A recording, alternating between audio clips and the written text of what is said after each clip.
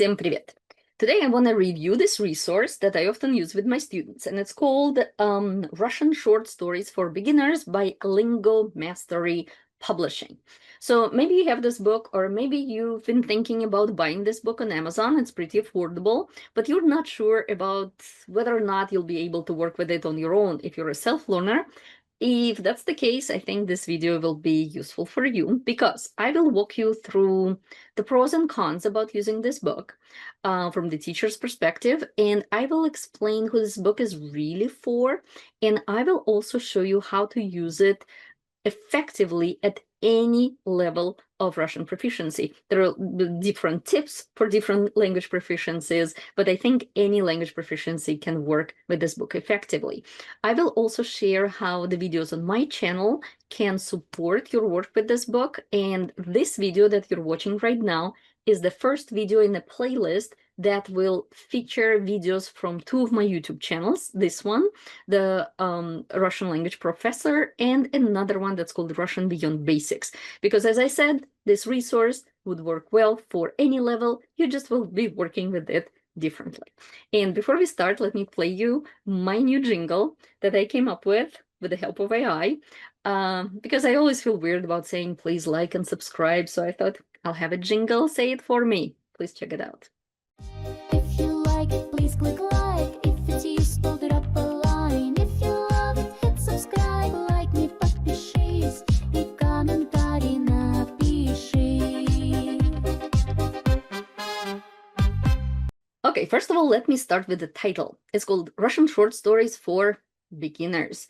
And that sounds so promising and so cool, but it is misleading because in my professional opinion, this book or this resource, I keep switching between these two terms, this resource is best suited for low intermediate learners and higher. Now, if you're a true beginner, don't give up. I'll still have some tips for you about how to work with this book effectively. But I think beginners might find working with this book frustrating, especially if you don't have any support, if you truly are a self-learner. And as I said, I keep saying resource or book. I think about books as something I read for pleasure. And it's not really a textbook because it doesn't really teach you. It just like provides you with a lot of input and a lot of kind of like ways to improve your language, but doesn't really teach you anything. So I will keep referring to it as a resource. First, let me tell you what I like about this resource. I think the vocabulary that they present here is great for you to develop your conversational Russian. And let me actually show you how stories look. So as you can see, each story in the text has words in bold or word chunks in bold. And that means that these words are translated into English in the vocabulary section. So if something is in bold, you will find the translation into English right in this book. You don't need to like look it up. So I think that's very useful and convenient. So then at the end of each story, they also have multiple choice questions and summaries in both languages. And I think these are great for kind of like comprehension checks, again, if you are a self-learner and you're working on your own. So I think overall, this book is great for independent learners. At the same time, you need to know more about this book before you start working with that. So what I do not like about this book, and that's kind of like from a teacher's perspective, I don't like it that they don't have stress marks. And I think that's why this book should not be marked for beginners. Because as a beginner, you don't always know how to read the word properly where the stress falls. By the time you reach intermediate level, you're actually will be familiar with most words in this book. So reading will be easier. And if you have to look up a couple of words and how to pronounce them, that's not going to be a big deal. If, however, you're going to be looking up every other word, that's just frustrating, just not fun. So another thing that I don't like about this book is here it says 20 captivating short stories for you to learn Russian in a fun way. The stories are good, and I kind of like that they kind of tried to find like a hook in the plot to keep your attention. But these stories are not exactly captivating because they're a little bit preachy. They're quite simplistic and preachy, and that's why sometimes it's hard to kind of like keep working with this book. At the same time, I found a way to make it work in my classroom. And I will show you in some videos how I work with each specific story. So that is something, as I said, I don't quite like. So another thing, let me show you what I don't like, is that vocabulary in the vocabulary list appears in exactly the same form as it appears in the story. And sometimes the authors give you the kind of like grammar information, and sometimes they don't. For example, here you can see the word is in the genitive case in the story, and in the vocabulary it's marked as genitive, which is great. However, here you can see another word, and yeah, bogatim, and that's the instrumental case form of the word bogатый, which means rich, and you can see rich, but you do not see the indication that it's instrumental. That's another reason why I don't think it's good for beginners, because it's just going to be confusing. Okay, now let's see if this book is a good fit for you. So let's start with beginners. So you are definitely a beginner if you're reading a story and you feel like every other word is unfamiliar and you're kind of totally lost about what this story is trying to tell you.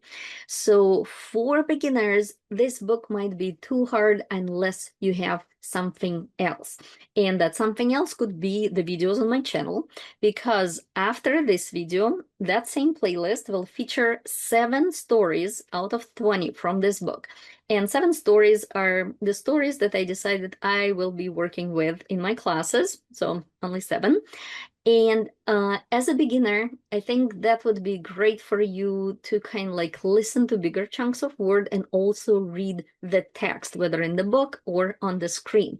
So as I said, as a beginner, you cannot do much, but at least you can kind of like keep listening to the text. Now, you also have to make it kind of like comprehensible.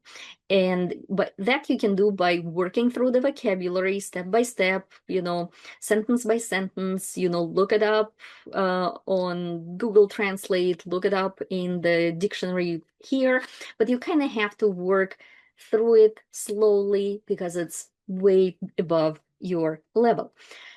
But once you do, you will feel good about understanding a lot of it. Oh, and by the way, here AI, I think, is your great friend, because you can just snap a picture and just ask the AI or Google Translate to translate it for you into English, because it's important to understand what you're reading and listening to enhance your, work with the vocabulary and the comprehension.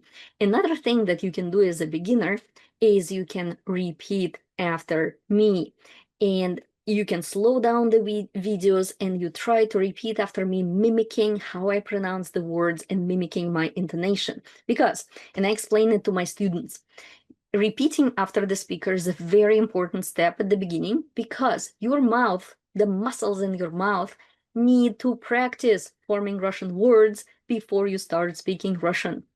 Like literally, we have to train our mouth to open in a specific way if we want to say something. And at the beginning, repeating after the speaker, the text that you kind of understand or comprehend and has the vocabulary that you work through is a very good way. Okay.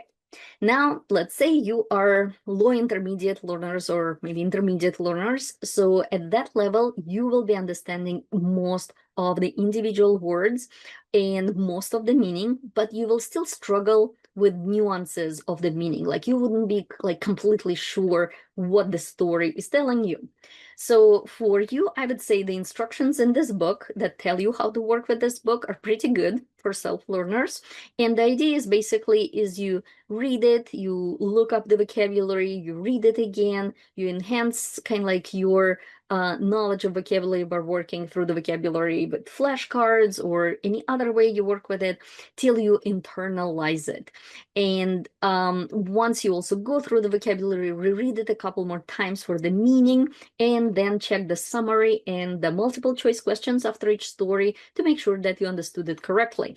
If you're kind of like on the lower range of intermediate, so a lot of things you're going to be not sure about, again, just like I said for beginners, snap a picture and run it through Google Translate or AI to make sure you understand the nuances of the meaning. And then again, go to my channel and listen to the, just put it on your playlist when you're driving and keep listening to these stories after you work through all of the vocabulary. Now, if you're one of those low intermediate learners that's still not sure about how to read some words correctly, then listen to my stories, read alouds first, and then work through the vocabulary and listen to them again to internalize the vocabulary.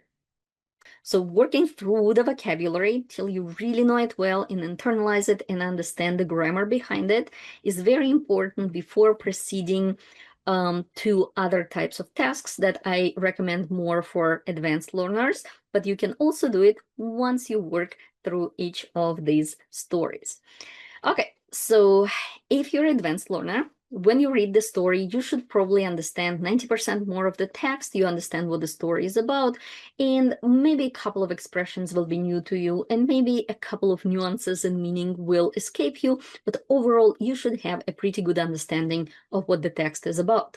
So for you, again, this book is probably too simplistic unless you have something else to support you in working with this book. And that's where my videos will come in handy. That kind of is basically a recorded lesson where I work with 7 of these stories. And in these lessons, what we do with students, we first of all retell it, we answer questions about the content, and then we look back at the vocabulary and we personalize the vocabulary by kind of like talking about something that's important for us, but using the chunks of the vocabulary from these stories, and also discussing it at a bigger level. As I said, these stories are pretty preachy and moralizing, so they always have some kind of a message for you. So we will be discussing this message at a bigger level, what we think about it, expressing our opinions. So once again, I say for advanced students to work with this book, you need something else, and I think my videos will be helpful here too. So 7 stories from this book, and we'll go deeper into the storyline and in the vocabulary and do some personalization exercises. And these videos will be part of my Russian Beyond Basics channel, but they will still appear in this playlist. So to wrap up, would I recommend this book for self-learners? I would say yes, but with reservations. I think it's affordable. I think it's full of useful vocab. That's what I like about this book the most. But at the same time, it really is not for beginners. As I said, you can use my read aloud videos to kind of help you through it if you're a beginner. But low intermediate learners, I think, will benefit from it the most if they work through the meaning and through the vocabulary in these stories in a very kind of like step-by-step, not rushed fashion. And for beginners or for advanced learners, I think it needs structure and guidance. And again, videos on my channel can help you with that, with 7 select stories from this resource. Okay, so this is my first review of a resource, and I'm planning to do a couple more during the summer when I have time. Right now, I'm working on a big playlist for the Russian cases that's coming to my channel soon, and I just want you guys to keep learning Russian. Пока-пока.